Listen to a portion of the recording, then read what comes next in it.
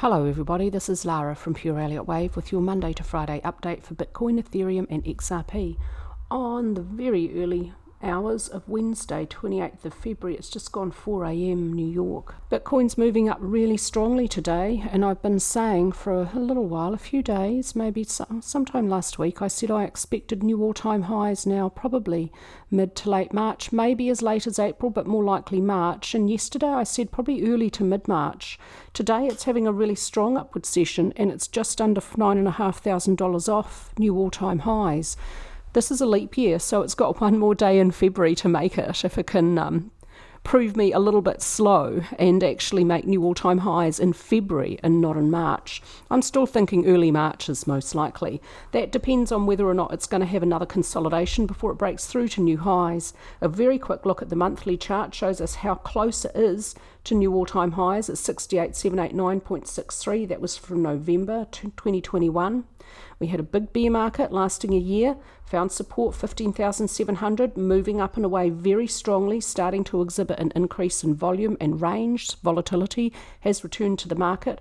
The short-term 1-year moving average is pink. The longer-term 2-year moving average is orange. The short-term has crossed above the long-term, giving us a bullish crossover. The last time that happened, that was just before the start of a huge bullish run. So I expect it's very likely we're going to see another huge bullish run. I expect it's going to be even larger though. You've got to put this into context in Elliott Wave, but I cannot give you my Elliott Wave count for Bitcoin because that's by subscription only on my website. If you want it, you can get it, but I can't give it to you here. I'm very skeptical about the huge drop-off in volume here back in 2023 with crypto compare data, but what I am noticing is there is a steady month-on-month increase in volume pushing price higher, and the last completed month for January shows a nice increase in volume. I expect that's probably going to continue, and this is really good for a bullish case for Bitcoin. ADX is giving the strongest bullish signal it's ever given at the monthly time frame. It tells us that this is an upward trend in a relatively early stage.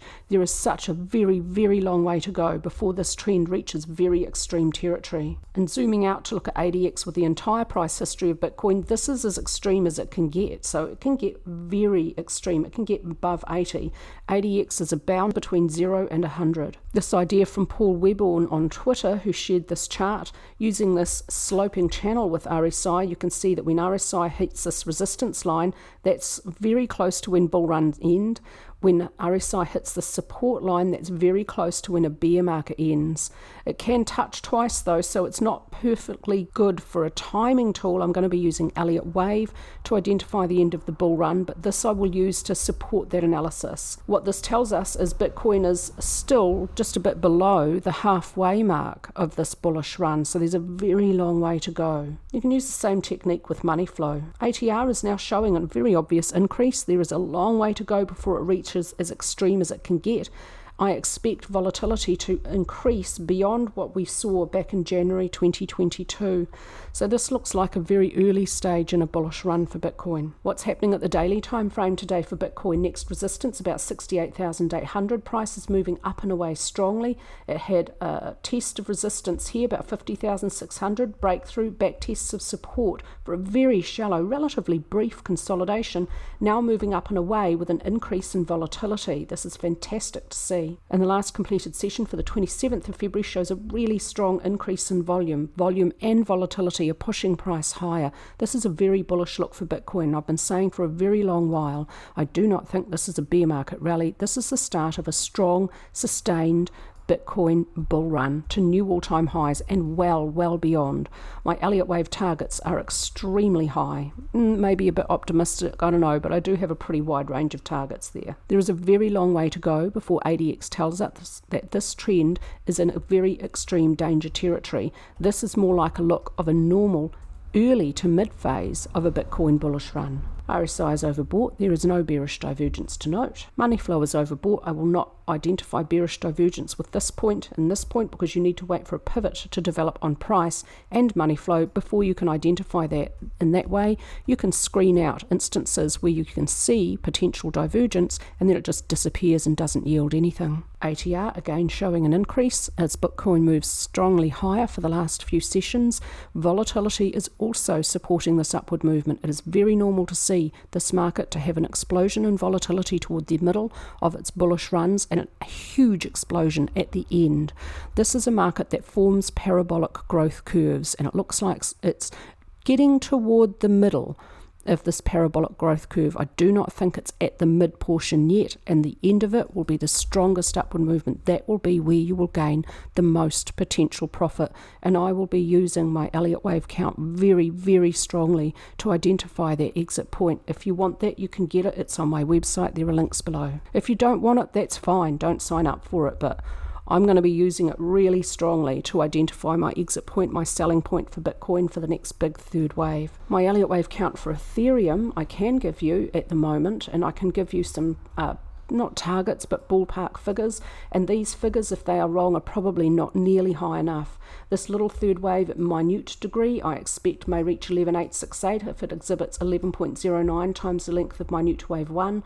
The same Fibonacci ratio for minor 3 yields a potential area of 3325. I don't like to think of these as targets. I think of them as extremely conservative ballpark figures.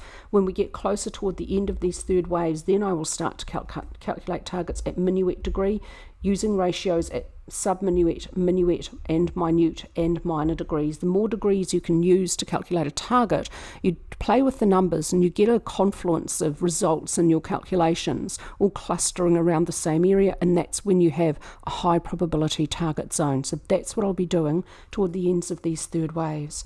This is a best fit channel I've drawn off to the left of the chart, and I showed you yesterday how to draw it, so if you want to see that, look at yesterday's video.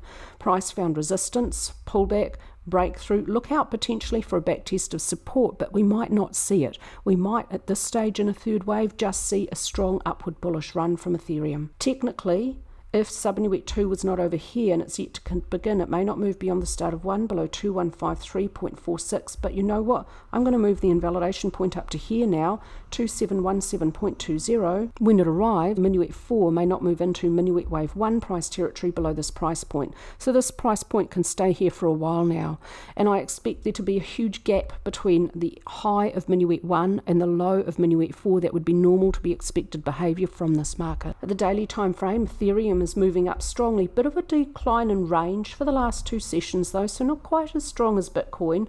Look out for next resistance at 3580. I have been saying I don't expect there to be much pause between here and about 3580 because I haven't been able to identify previous resistance areas when I look left on the chart. Volume is pushing price higher, but still not as strong as the 19th of February, but day on day we are seeing volume returning to this market as well. ADX is very extreme, but not as extreme as it can get when this market has a bullish run, so it's not in danger territory yet. RSI is overbought, there is no bearish divergence, and it's not as overbought as it can get when this market has a strong bullish run. For a normal market, this would be a dangerous look, but for a cryptocurrency, this is normal to be expected extreme conditions toward the middle and quite well prior to the end of a bullish run.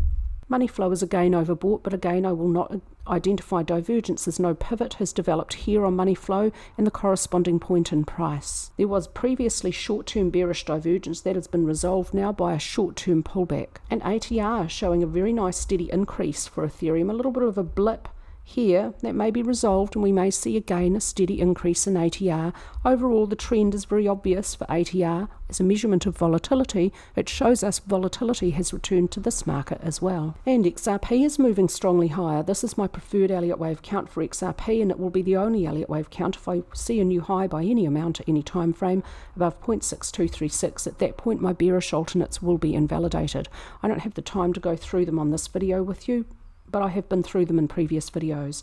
This wave count sees a leading expanding diagonal unfolding. I expect the diagonal will be expanding because I expect the fourth wave needs to be longer than the second wave in order for the 2-4 trend line to sit across support at this low. Diagonal trend lines, like triangle trend lines, are often, not always, often tested within the subwaves of the diagonal, and so this little wick testing support on the 26th of February may be a wick within minuet wave 3. Let's put some labels in there. It looks like it's most likely going to be a zigzag. Within leading diagonals, subwaves 2 and 4 must subdivide as zigzags. Subwaves 1, 3 and 5 are most commonly zigzags, although they may also appear to be impulses.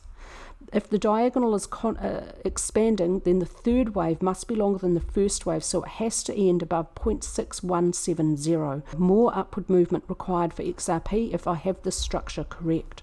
When the third wave is complete, a deep pullback for the fourth wave should overlap back into first wave price territory, but may not move beyond the end of the second wave, so I will not expect a new low below 0.5260. And then finally, the fifth wave must move beyond the end of the third wave. It may not be truncated. Fifth waves of diagonals may not end in truncations, and the fifth wave must be longer than the first wave.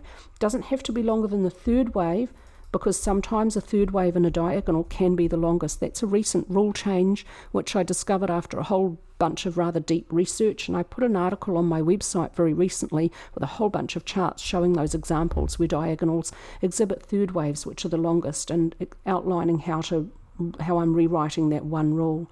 If you're going to rewrite Elliott Wave rules, it has to be based on research and data and facts. It cannot be based on I think or I feel. You have to actually back it up. So that's the only Elliott Wave rule I'm prepared to rewrite, and I have the data to back it up. Be really wary of people who rewrite Elliott Wave rules, and their excuse for their reasoning for it is, well, markets have changed and I feel like or I think that. Just move on. Don't waste your time. Too many people out there doing really appalling Elliott Wave. Make sure the Elliotician you follows all of the rules all of the time. Otherwise, they could be bending it to fit their bias. You really need to be objective, and Elliott Wave can be objective if you follow all the rules all the time and have an eye for the right look for your market. XRP found resistance at 60 cents today, a little bit of a pause after resistance is holding it down. It's unable to break through yet. If it can close above resistance at 66 cents, next resistance at 0.675. But first, maybe a little bit more work to do. I don't expect it to have another deep test of support, but if it does, the 54 to 55 cent mark, I would expect to be a final level for it to find and not move below, but I don't think it's going to get down that low at this point. Volume really strongly pushing price higher for the last completed session, 27th of February, and volume is finally returning to the market after many weeks of rather weak volume. This is very bullish for XRP. It is lagging behind the other two. I expect it is going to catch up. It's just going to be a bit slower in the start, but I do expect an explosion at the end. On balance, volume is now declining. The DX lines are still whipsawing. There's no clear trend at this stage for XRP. RSI is neutral, still not overbought. Money flow also neutral. ATR showing an increase in volatility. Volume and volatility have returned to this market. This upward movement looks like the start of a bullish run and not a bear market rally. Bear market rallies usually are flat to weak. They do not usually exhibit strong increases in volume